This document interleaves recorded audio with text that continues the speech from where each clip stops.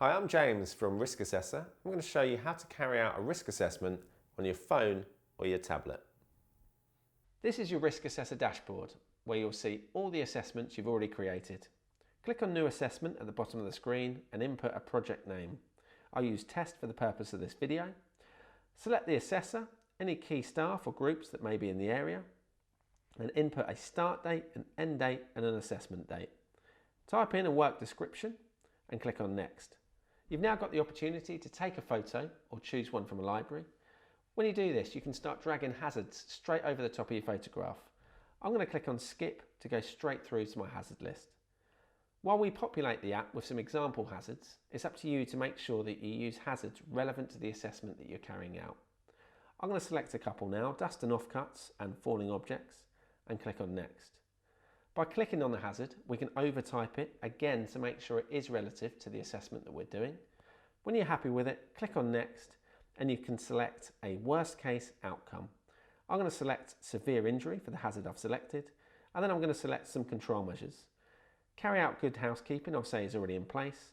Offcuts to be cleared away promptly, I'm going to say is additional. Now I've got likelihood. I can select the likelihood given the precautions already in place. I'm going to say it's very likely. I can then select the likelihood given the additional control measures that we've selected, and it's this that will work out the residual risk score. So I'm going to knock that down to unlikely. Press Next and you can carry out exactly the same procedure for the other hazard that we selected. So we've got falling objects here. I'll just select a couple of hazards, select the worst case outcome, the likelihood, and the additional likelihood. Pressing Next, I can now select if any further assessments are required, so I'll say manual handling. The persons involved, I'm going to say are visitors and contractors, and any special groups when an individual assessment may be required. I've now got the opportunity to select a follow-up date if I want one, so I'll select in a year's time, and I'll get a reminder prompting me to carry out that assessment.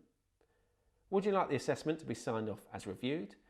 If you click on yes, somebody can sign it off and review it for you.